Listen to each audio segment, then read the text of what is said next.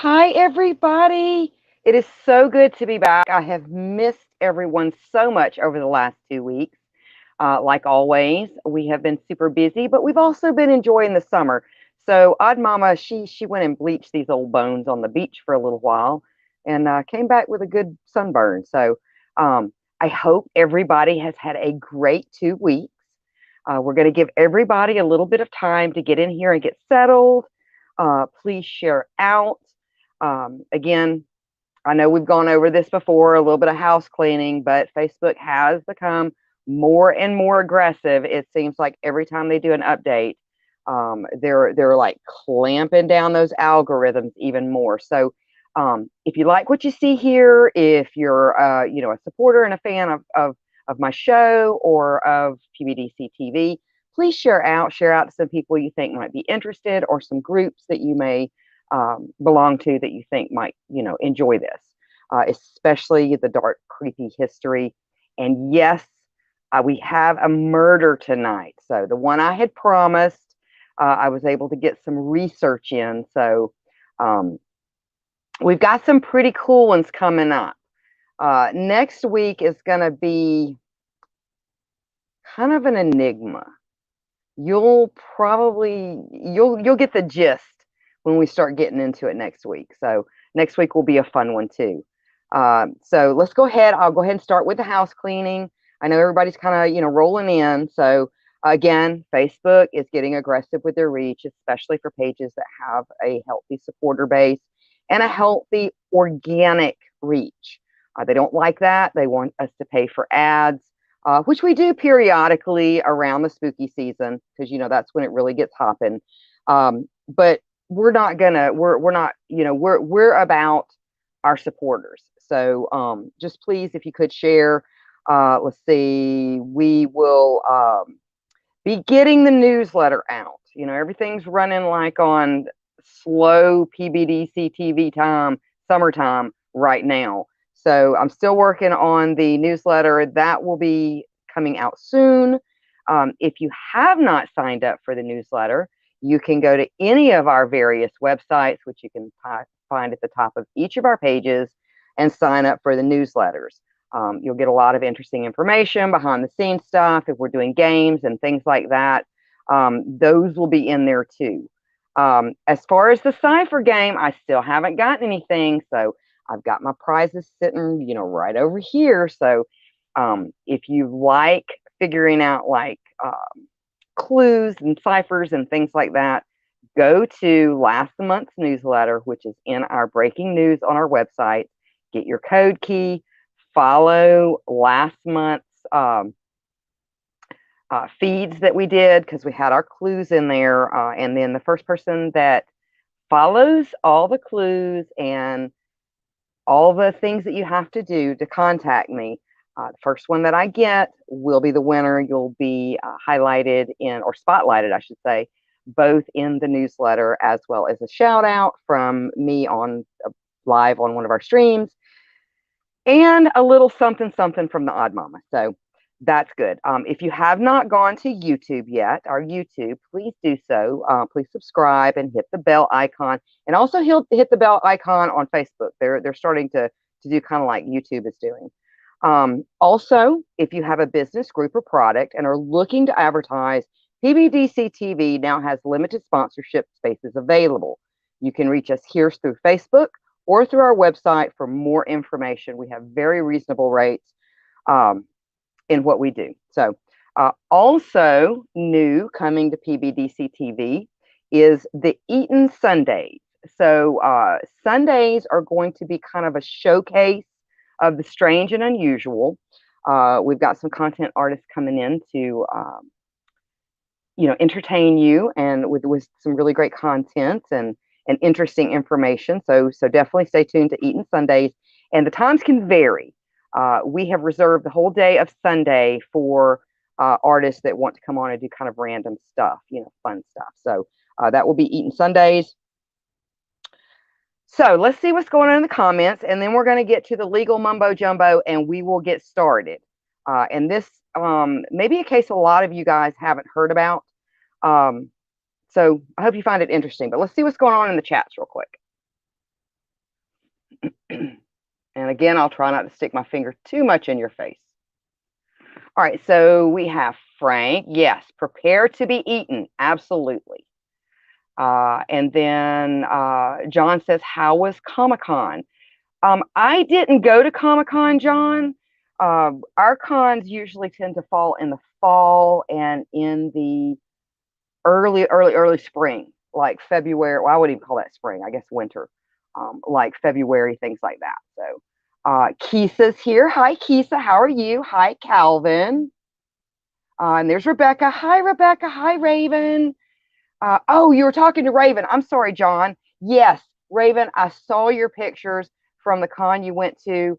Absolutely perfect. I love the cosplaying that you're doing, and the way that your characters are really kind of you're like your cosplaying is like spot on, spot on. I really loved it. Really loved it, Raven. Let's see who else we have. Hi, Liz. Hi, Mikey. Yes, please like, subscribe, share. Thank you. Let's see. We've got some mods here. Hello, mods. How are you? And Stephen P. Kitty Cat. So Stephen P. Kitty Cat says, got Pop-Tarts, Coke Zero, and Godzilla graphic novels. Life is good. Well, good. And Stephen P. Kitty Cat just got back from vacation, too. So I'm sure he is taking it easy. But he does have some neat things in the works. I can tell you guys that. All right, so let's go ahead and get started. If we can go ahead, Oz behind the curtain, and run clip 1, we're just going to go over the legal mumbo jumbo before we get started. All right, so warning, the following film contains scenes of monumental catastrophe. The following video contains explicit content, mature audiences only, viewer discretion advised, parental advisory, explicit content. So I know it's summer. I know that we are an 18+ show. However, this is probably not the night if you've got like younger ones up to be watching the show. And as well, under the fair use, another author may make limited use of the original author's work without asking permission. Pursuant to 17 U.S. Code 107, certain uses of copyright material for purposes of criticism, comment, news reporting, teaching, which my shows are educational, so it falls under education, scholarships, or research is not an infringement on copyright. So with that being said, we can, let's see, go ahead and, no, we're not going to run clip 2 yet. Hold on. All right, so for those of you that have traveled by air at night, it is most apparent that the lights from cities and villages are an excellent guide for which to navigate aircraft. For this reason, the governments around the world during World War II required that all communities have a blackout plan in place, most notably England during what is known as the Blitz. The Blitz was a German bombing campaign against the United Kingdom in the years of 1940 and 1941 during the Second World War. The term was first used by the British press and originated from the term Blitzkrieg, the German word for lightning war. And we can go ahead and run the first clip, or the next clip, I should say. All right. The government is taking all possible measures in the defense of the country and have made plans for protecting you and helping you to protect yourselves. So far as it may be, in the event of war, you, in your turn, can help to make those plans work if you understand them and act according to them. All windows, skylights, glazed doors, or other openings which would show a light will have to be screened in wartime with dark blinds or blankets or brown paper pasted on the glass so that no light is visible on the outside. You should obtain now any material you may need for this purpose. No outside lights will be allowed, and all street lighting will be put out. In war, one of our greatest protections against the dangers of air attack after nightfall would be the blackout. On the outbreak of hostilities, all external lights and street lights would be totally extinguished, as to give hostile aircraft no indication as to their whereabouts. But this will not be fully effective unless you do your part and see to it that no lighting in the house where you live is visible from the outside. The motto for safety will be, keep it dark. The Germans would eventually conduct mass air attacks against industrial target towns and cities, beginning with raids on London towards the end of the Battle of Britain in 1940. Although official German air doctrine did target civilian morale, it did not expunge the attacking of civilians directly. It hoped to destroy morale by destroying the enemy's factories and public utilities, as well as its food stocks, by attacking the shipping. Nevertheless, its official opposition to attacks on civilians became an increasingly moot point when large-scale raids were conducted in November and December of 1940. Although not encouraged by official policy, this use of mines and incendiaries for tactical expectancy came close to indiscriminate bombing. Local targets in skies obscured by industrial haze meant the target area needed to be illuminated and hit without regard for civilian population. SC-1800, which was a 3,968-pound Satan bomb, were used to level streets and residential areas, and by December, the SC-2500, which was a 5,521 pound bomb called the Max bomb, was used. These decisions meant attacks on individual targets were gradually replaced by what was, for all intents and purposes, an unrestricted area attack, or terra agafrit, which basically means terror attack. Use of incendiaries, which were inherently inaccurate, indicated much less care was taken to avoid civilian property close to industrial sites. There were 250,000 people displaced from their homes in the first 6 weeks of the Blitz.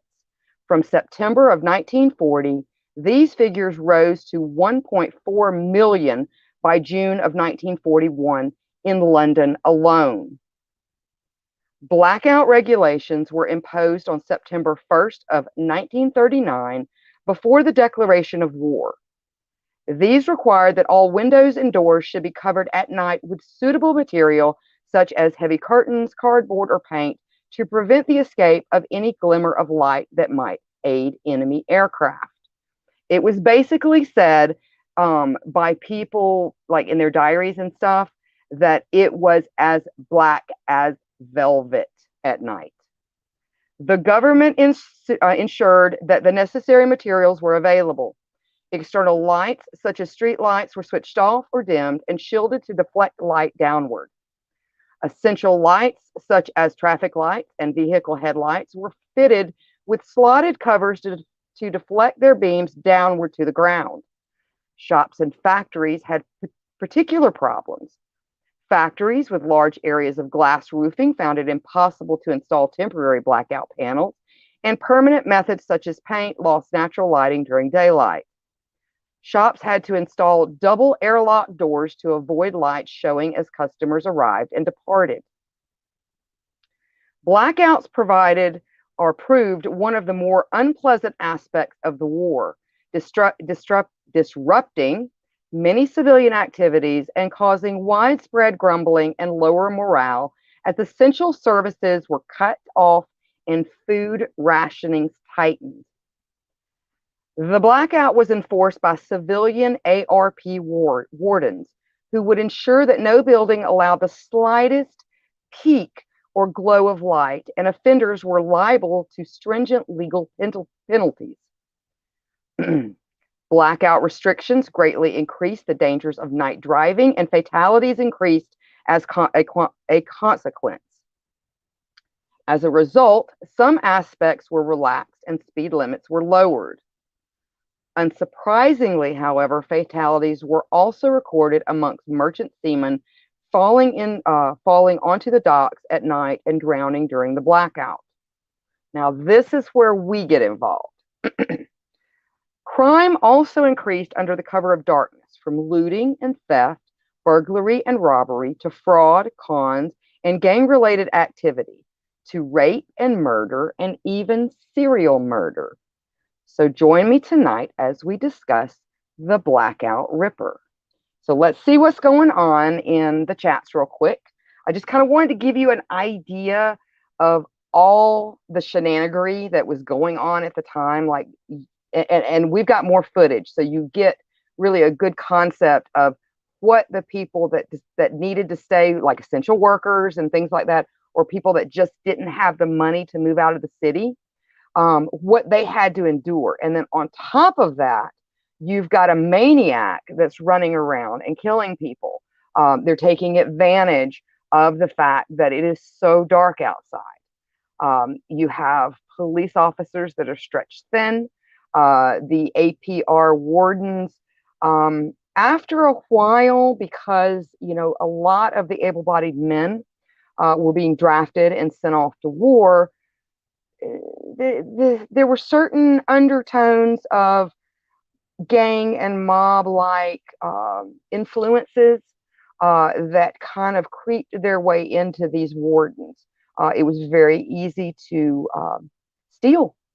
You would have, people and families that, for whatever reason, either they were displaced or their home was like in a really dangerous area, so they would go to the air raid shelters at night. And what perfect opportunity but to rob people.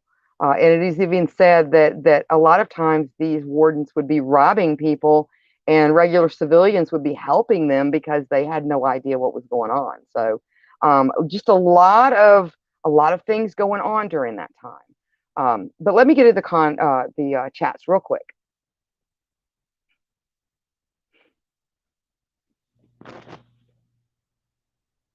Yes, Kisa says serial killers, playtime, blackout. Exactly. And then Liz says, dun, dun, dun, dun. Mark says, yep, lots of buildings, statues, monuments with sharpnel damage to this day. I believe it. I believe it. And Mark also says, you can see plenty of the evidence of the Blitz wandering around London. Yeah, there are parts of East Germany too that you can still see, parts of, like, well, East Germany did open up after they brought down the wall, but that they still have it repaired, like, bullet holes and things like that on some of the old buildings. So yeah, I definitely understand what you're saying. And then Mikey says, good luck in having a serial killer here in the GRV. Everybody knows everybody here somehow. Well, and that's good, but even at that time, London was big. So it was a little bit different than like a close-knit community. Let's see. And then John says, bombing must have been horrible. Nothing you could do but endure it. Yeah, and we've got coverage of it. So, and we're going to kind of be playing that in the background, John, just to kind of give everybody kind of the feel of what was going on.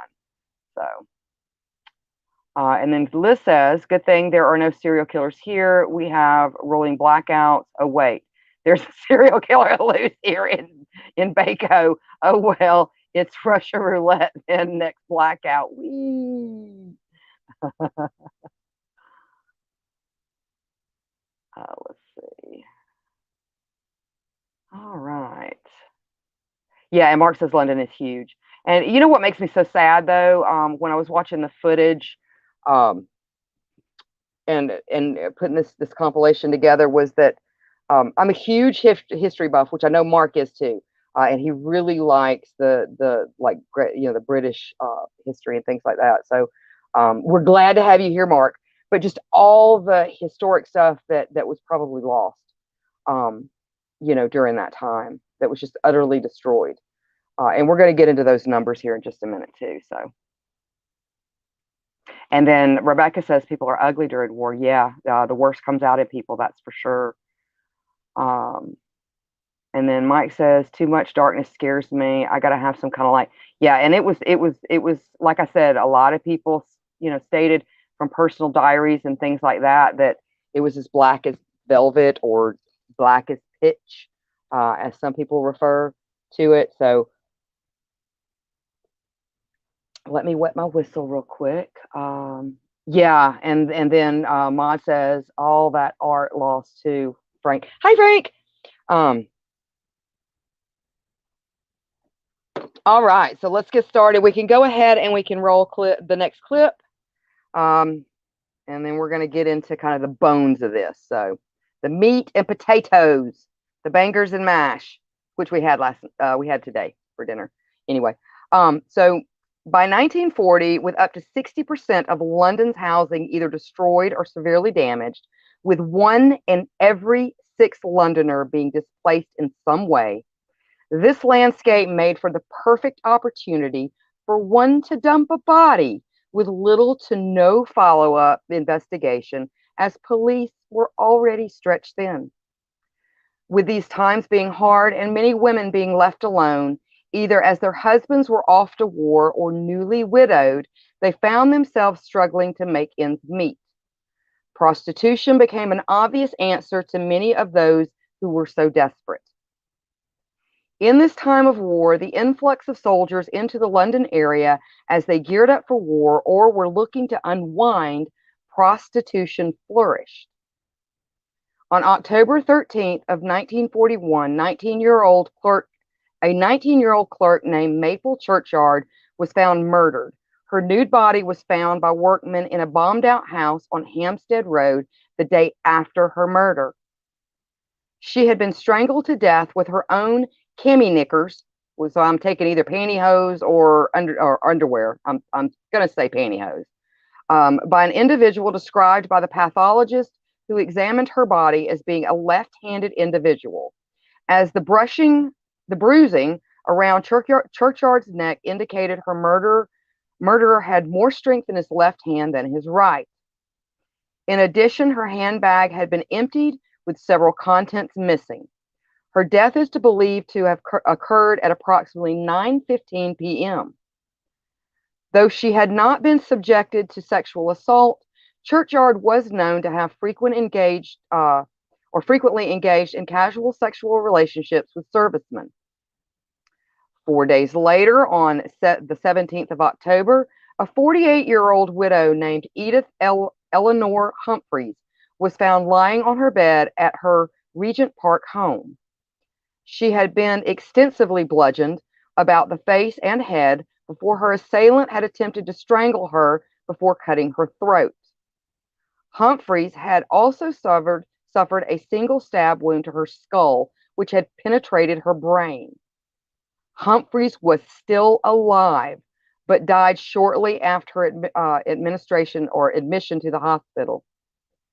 The door to her property was ajar, and investigators found no sign of a forced entry to her home, with several items of jewelry having been stolen. Now we can go ahead and read the next clip.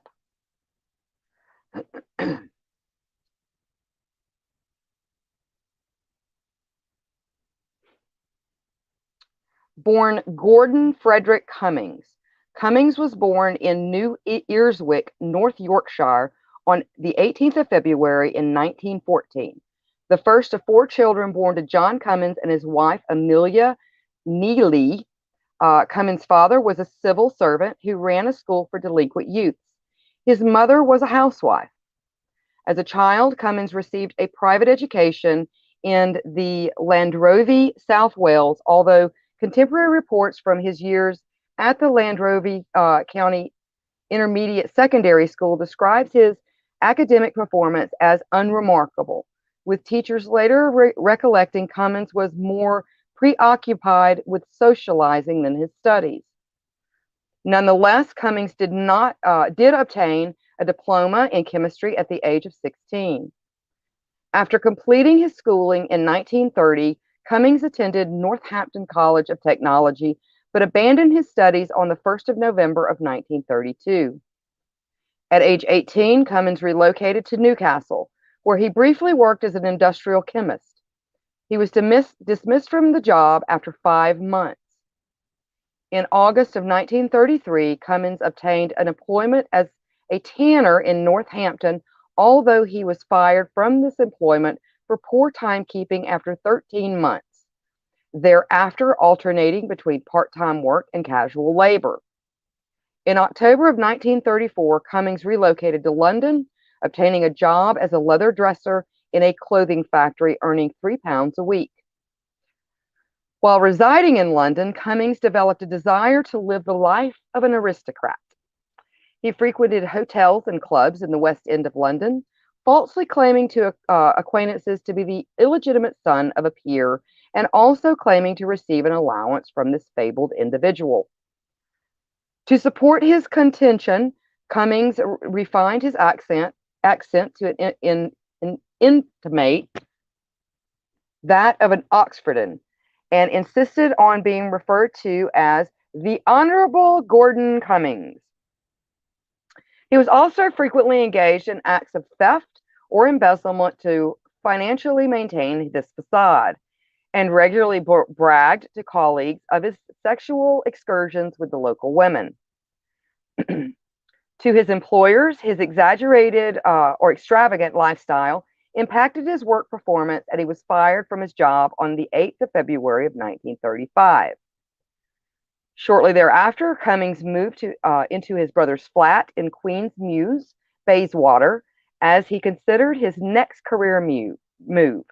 And in early 1935, Cummins volunteered to join the Royal Air Force, or the RAF. He enlisted at the Air Crew Reception Center in Regent's Park, London, where both serving members of the RAF and new recruits were assessed for training. Cummins initially trained as a rigger, tasked with undertaking flight checks on aircrafts. His superiors considered Cummins to be an ambitious individual, although he was not popular amongst many of his fellow servicemen, who resented his boastful attitude and claims to hail from nobility.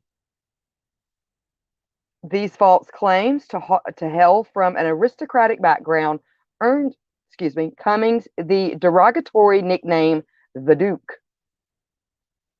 In May of 1936, he became acquainted with Marjorie Stevens, the secretary of a West End theater producer. The two first met at an Empire Air Day air show in the village of Henlow.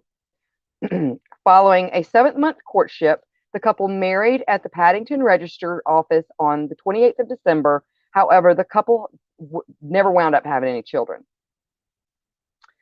Initially, Cummins was stationed with the Marine and the Armament Experimental Establishment at Flexstow, Suffolk.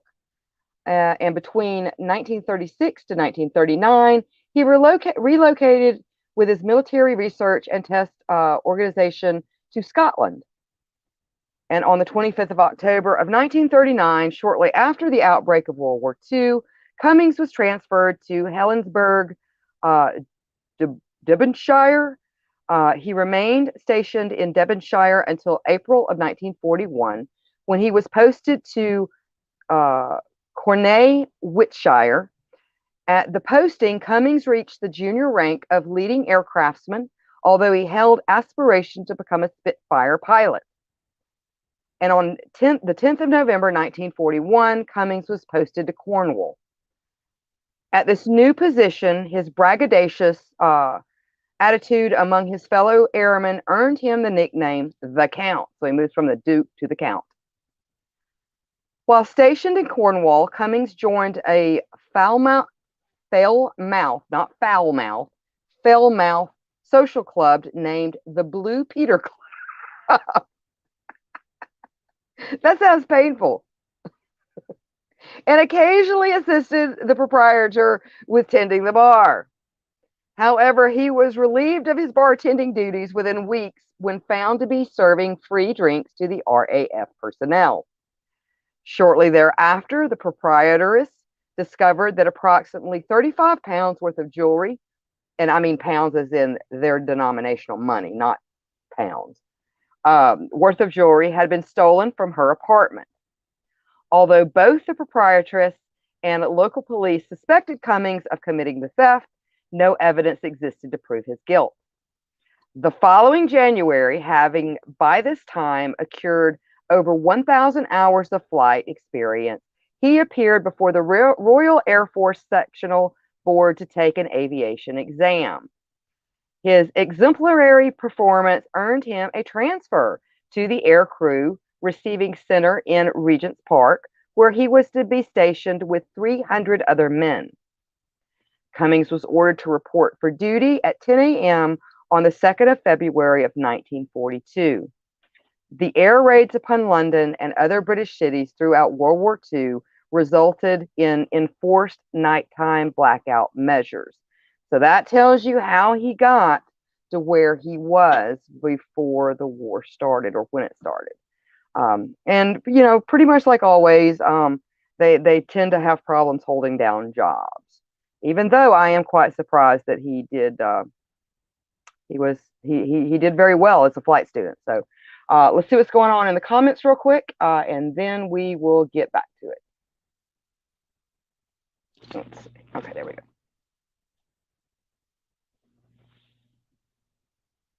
I'm sure he was foul-mouthed too, Keith. He shot blanks. And then Mark says an aristocrat enlisting in the RAF sounds legit. Let's see. Yes, he was trying to, well, he was, you know, it's like with anything, you have what they call like society climbers, and, you know, back in the day, I mean, you know, to come from money was something that some people really wanted to convey. So and then Mikey says, why does it remind me of the war parts of Pink Floyd's The Wall? Yeah, well, because they were a British band and there was a lot of British war influence in that movie, but I think a lot of theirs was really from World War One, if I'm not mistaken. But yeah, it really does. It kind of gives you that feeling. And then Britain's answer to the blue oyster, I guess. Yeah. And then John says, sounds like he was a no count. Yeah, pretty much. Which, you know, there's always seems to be kind of like a running similarities with serial killers. So in certain things. So I'm not surprised. All right, let's see. Give me just one second. I'm gonna flip on the air real quick. It's getting balmy in here. All right. Okay. Balmy. It's getting balmy in here. All right, so we can go ahead and we can run the next clip.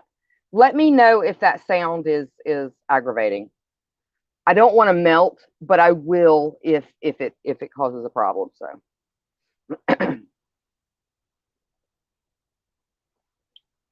all right, so all of Cummings' known murders and attempted murders were committed during the city's imposed wartime blackout conditions, imposed again on September 1st of 1939. By the time of his 1942 arrest, Cummings had acquired neither a provision criminal record nor a known history of violence. So he was known to be braggadocious and to be kind of a social climber, and just like Keith said, kind of a no count, or like John said, a no count. But he, you know, really there wasn't any mention of violence. I'm sure it was there, but for whatever reason, you know, people kind of minded their own business back then. So, on Sunday, 8th of February of 1942, Cummins left an RAF establishment in St. John's Woods to visit his wife at the flat they rented in Southwark. As the couple ate dinner, Cummings asked whether he could borrow some money with the explanation he intended to visit the West End for a night out on the town. Marjorie gave her husband a pound note, the equivalent of approximately 47 pounds as of 2021. Cummings left his home shortly after 6:30 p.m. Evelyn Marjorie Hamilton. The following morning, the body of 41-year-old pharmacist Evelyn Hamilton was discovered by an electrician named Harold Batchelor in a street-level air raid shelter in Montague Place in Marylebone. Her clothing had been disarranged and her scarf wound around her neck. Scuff marks on her shoes and broken sections of mortar scattered near her body indicated Hamilton had fiercely struggled with her attacker, who had raised her skirt above her hips, pulled her underwear below her knee level, and exposed her right breast. Her handbag, containing approximately 80 pounds, had been stolen, although some of the contents were found strewn about the pavement outside the air raid shelter. Hamilton's empty handbag was later found by a police officer on a nearby Windingham Street. No fingerprints were recovered from any of her possessions. Her body was identified by her landlady, Catherine Jones, on the 10th of February. The day prior to her murder, Hamilton had resigned from her position managing at Hornchurch Chemist as a Hornchurch chemist, which had experienced financial hardship due to the onset of the war, and traveled to London via train. At 6:40 p.m. on the 8th of February, she is known to have informed a Miss Maud Yoxall of her plans to leave London and travel to Lincolnshire the following day, as she had been offered a manageress position at a pharmacy in Grimsby. She was last seen alive by a waitress at the Mawson Lions Corner House in Marble Arch shortly before midnight, drinking a glass of white wine to celebrate her 41st birthday. The location of her body led investigators to conclude that she had either been accosted or attacked as she walked back to her boarding house in the early hours of the following morning. Hamilton's post-mortem revealed that she had been manually strangled by a left-handed individual. She had not been sexually assaulted or mutilated, although numerous small cuts and scratches had been inflicted to her right breast, and a cutting measuring 1 inch had been inflicted to her left eyebrow. Evelyn Oatley. Shortly after 8:30 a.m. on the 10th of February, 2-meter readers discovered the naked and mutilated body of 34-year-old Evelyn Oatley lying upon her bed in her flat at 153 Walder Street in Soho. She had been beaten about the mouth and chest, then strangled into unconsciousness before a 6-inch cut had been inflicted to her throat, severing her right cauteroid artery. Oatley's head hung over the edge of her bed. Her abdomen, genitals, and thighs had been extensively sexually mutilated with a safety razor blade and a tin opener after death. Basically, kind of one of those military can openers is what I'm guessing. 6 of these wounds had been inflicted around her vaginal cavity, the jagged nature of which suggested that they had been inflicted with the tin opener. Oatley had also been sexually violated with an electric torch or flashlight, which was protruding from her vaginal area. A pair of blood-smeared curling tongs was also found close to her body, and a blood-stained razor blade lay to the left of her head. In addition, the contents of Oatley's leather handbag were strewn across the floor of her bedroom, and 7 unused Gillette safety razor blades were recovered from the small nightstand beside her bed. The door to her apartment had been closed but not locked. No defensive wounds were found upon Oatley's hands, nails, or arms. Detective Chief Superintendent Frederick Cherrill was able to determine that the fingerprints recovered from the bloodstained tin opener and upon the corner of a broken section of a mirror found within Oatley's leather handbag, which had also been used to mutilate her body, indicated the murderer was, again, a left-handed individual. No matches for this set of fingerprints could be found within the Police Fingerprint Bureau, indicating Oatley's murder had no police record. And it's really odd because, you know, the thing about it is he like escalated quick. Unless this was like a building thing with him, he went from no sexual assaults to pretty much maybe some beatings and things. I mean, there was a little escalation, but it went from like 5 to 90 in like a 2 day period. So maybe he just realized he enjoyed it. I don't know. I don't know, but it seemed to escalate very, very quickly. Oatley was a married woman who, at the outbreak of World War II, had turned to prostitution using the alias Letta Ward to supplement the income she earned as a nightclub hostess.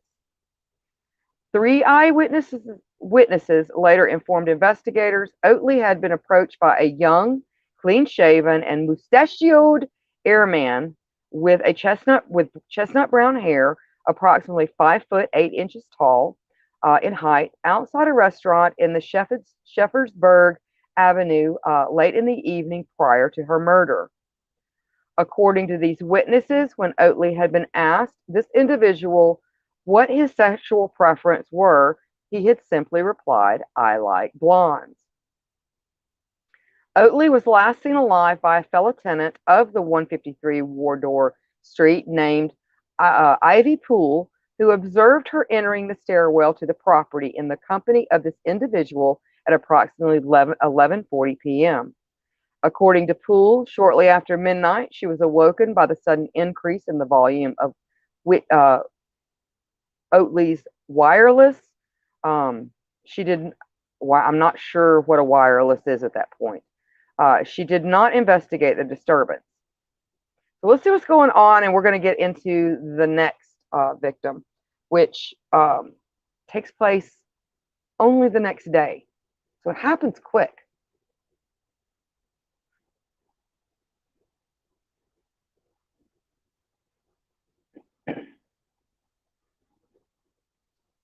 Yeah, so Kisa, and I was wondering this too. Kisa says he may have been a fan of Jack the Ripper. And, if we've got any supporters here that are, across the big pond, I've got to ask, what is it with like Great Britain and rippers? Maybe it's just, what people call the murderers over there, but Great Britain really likes their rippers. There's a lot of saucy people over there. And yes, Kisa, mustachioed, clean-cut mustachioed gentlemen. And then Maud says he went right into berserker mode because he felt unstoppable. Yeah, and I guess the cover of darkness kind of made him feel invincible too, and the fact that he was a military man probably gave him some sort of feeling of untouchability, maybe. And then Mark says he escalated because he could. When your city is being bombed around the duck clock by the Luftwaffe, it gives you a big window. This is true. This is true. There were definitely crimes of opportunity, most definitely. And the Kisa says, "Oh, wireless at the time was a radio." Okay, so apparently maybe Cummings was just turning up the radio to kind of cover any screens, which would make sense. And then Mott says, so he is actually more of a spree killer. Yeah, and a thrill killer too.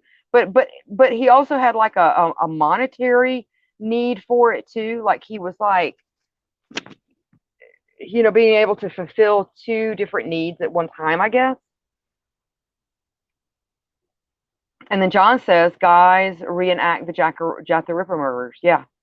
There is quite a bit of fascination, and I have to admit, I'm just as guilty, not with reenacting murders, but I do love unsolved mysteries. Now this one's solved, but I do like me some Saucy Jack. And then let's see. What else we got?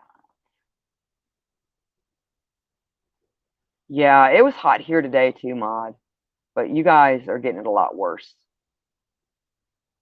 And then, so the wall depicted events in Dunkirk, World War II. Okay, all right. I always thought for some reason they were referring to World War I, but I don't guess so, because there were a lot of deaths, that came about for like just the population of men in Great Britain too during World War I.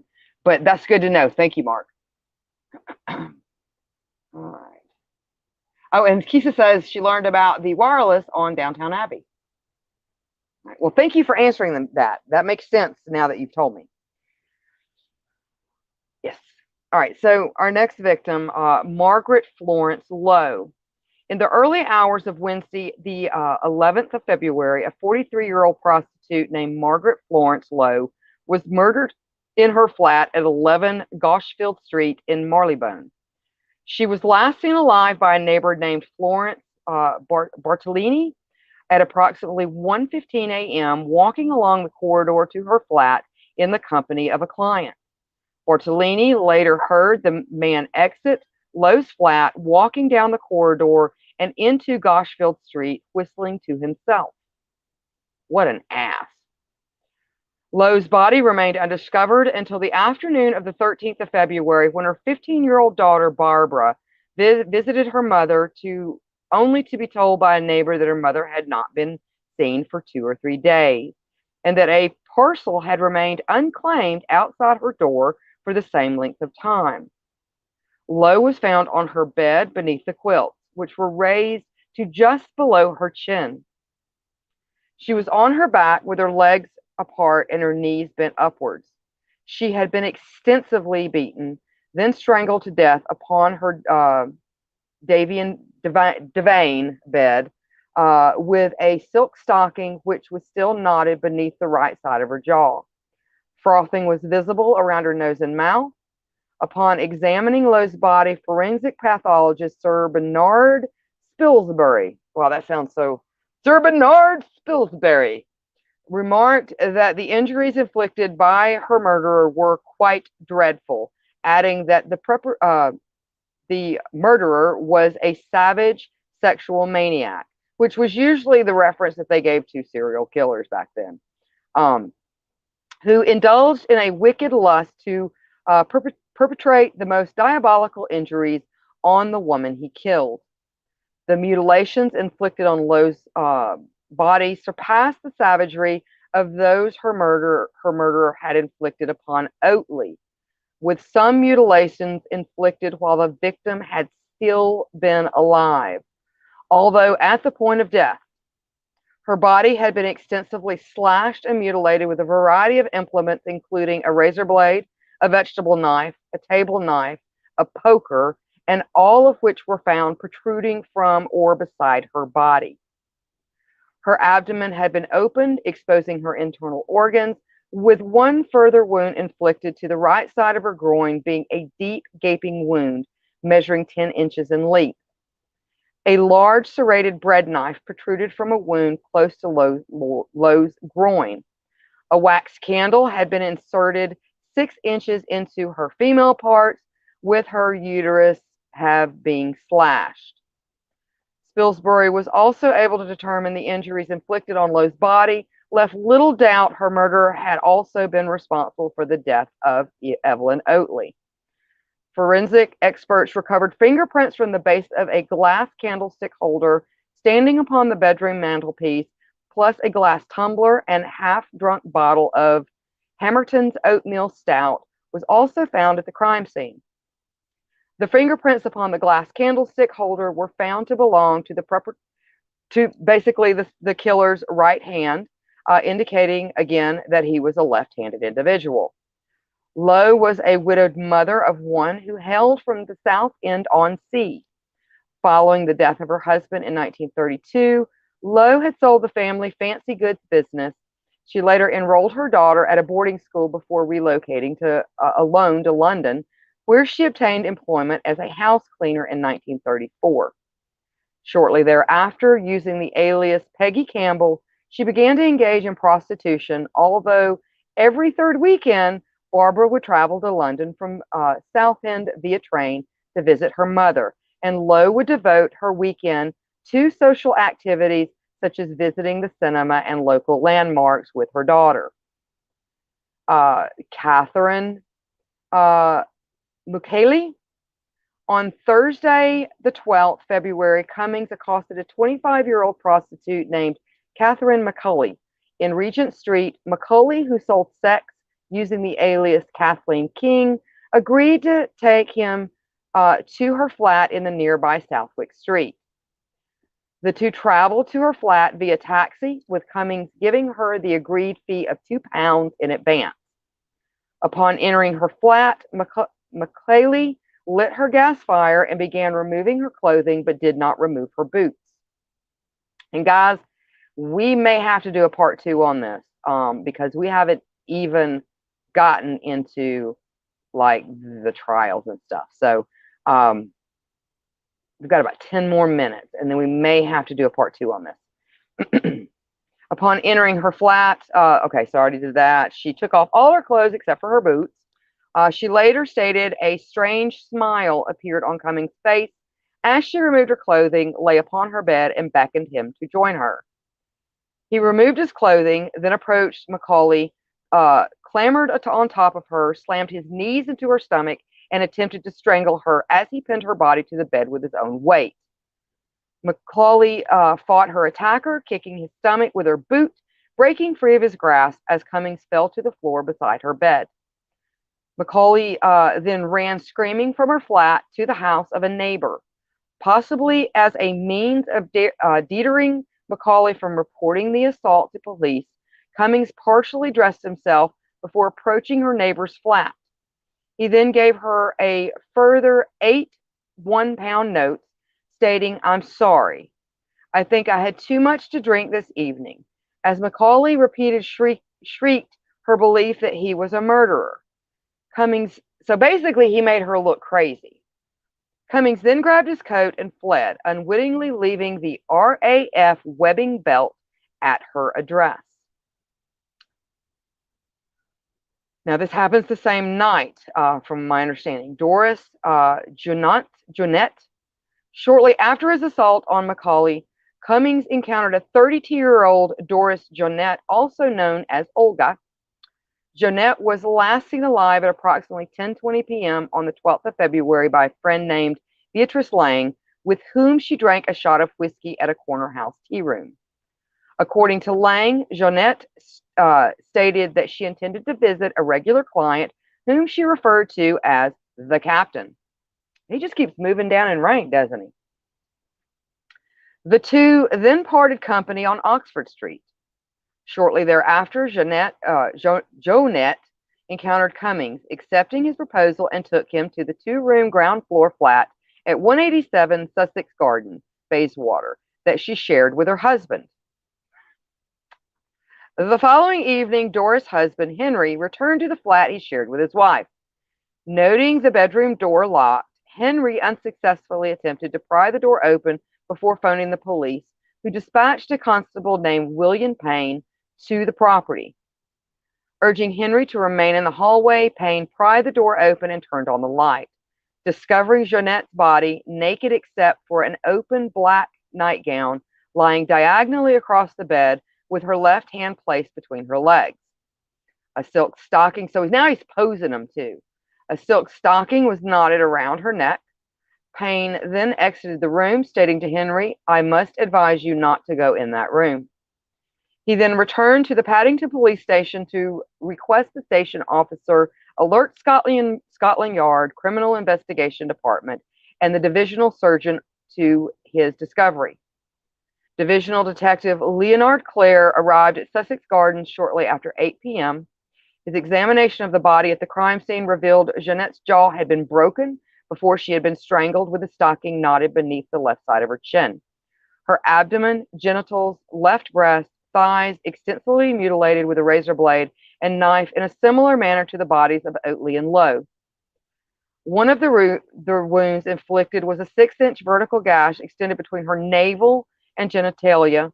Another wound inflicted to her female parts measured 6.5 inches. Furthermore, the flesh beneath her left breast had been carved away. The knife used to mutilate Jonette had been placed on her thigh. 2 used condoms lay on the floor beside the bed, and a gold watch and approximately £5 had been stolen from the flat. Sir Bernard Spilsbury conducted Jonette's autopsy at the Paddington mortuary on the 14th of February. Via examining the spillage of blood from Jonette's wounds, Spilsbury was able to determine the deceased had been strangled to the point of death before her murderer had first mutilated her breast and thigh as she died. So, in other words, she was dying, I guess. All other wounds had been inflicted after her death. In reference to the nature of the wounds to the victims' bodies and the location they had been inflicted, Pillsbury noted the murderer had exercised a degree of calculated restraint when disfiguring the victims above the navel, but that he had worked himself into an evident frenzy when he mutilated their genitalias and thighs.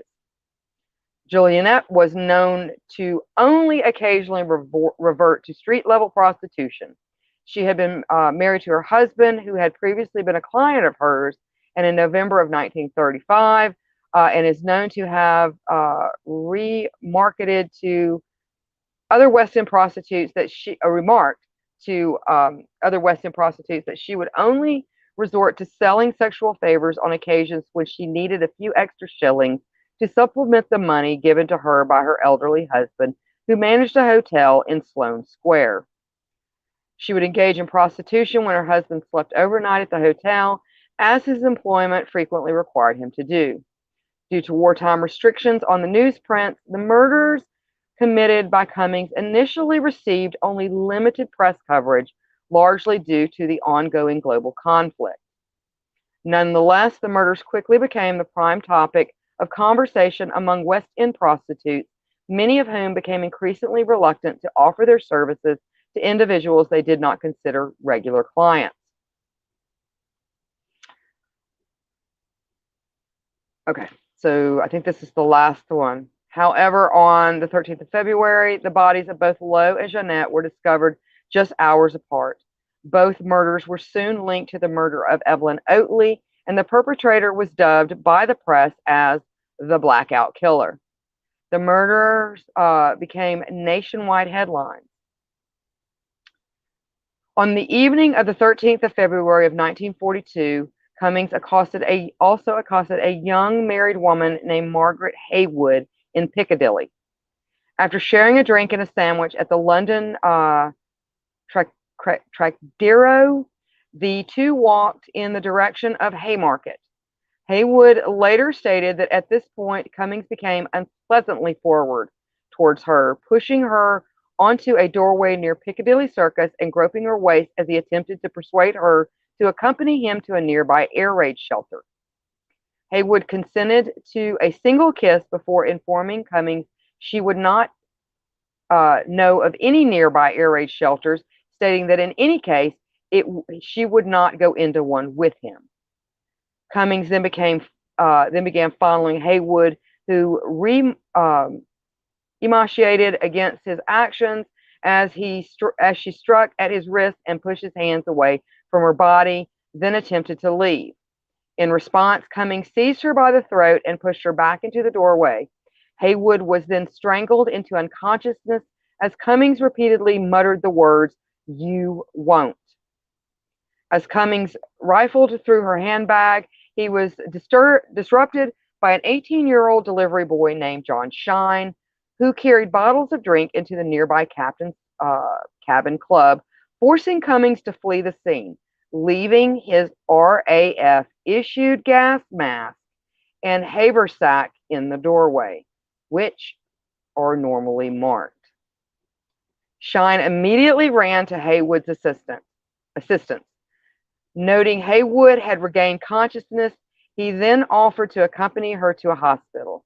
En route, the company encountered a policeman named James Skinner, who suggested the two accompany him to the West End Central Police Station to provide witness statements detailing Haywood's attack before an officer accompanied her to a nearby hospital. Immediately after his attack on Haywood, Cummings visited a nearby pub where he realized he had left his gas mask and haversack at the site of the attempted murder, and that the regiment number printed inside the haversack could be traced back to him. In an effort to concoct an alibi, he stole another airman's gas mask and haversack before returning to base. And I think that's where we're going to end it tonight. And then we'll get into the detective work next week. So let's see what's going on in the comments. I know this was a long one. I had so much information on this.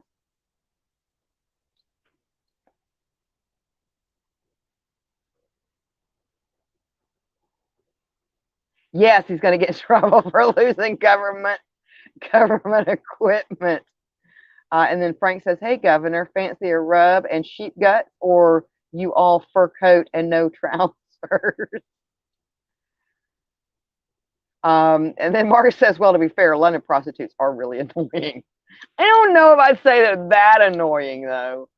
Let's see. And then Maud says, "Prostitutes are easy victims because society tends to overlook their abuse and death." This is true, and we've seen this worldwide. A lot of the American serial killers took advantage of that particular reality. And then John says maybe he hated prostitutes for some reason. Maybe, you know, maybe.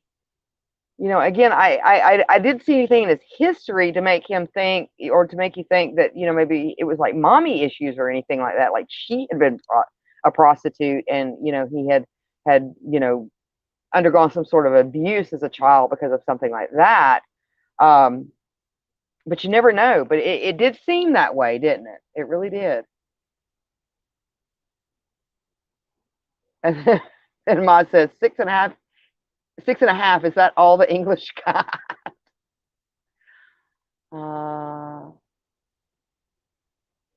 Let's see.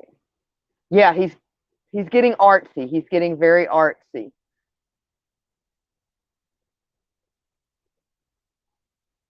So. And me and Frank talked about something. So part 2, we may introduce something along these same lines. I'll have to see. I'll have to look at the notes. I'm not going to keep you here for 2 hours. We've already run over a little bit tonight. So let's see.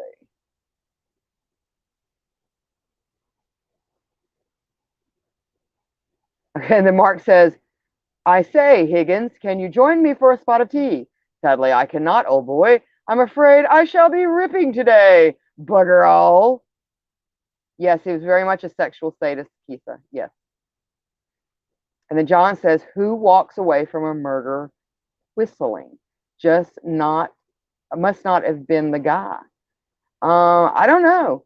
I don't think he really had a sense of empathy at all, to be honest with you, which, we'll get into that when we get into the trial and stuff like that. So, but yeah, I hope so far you're enjoying this. When I happened upon this particular topic a couple of months ago, I had never heard of it.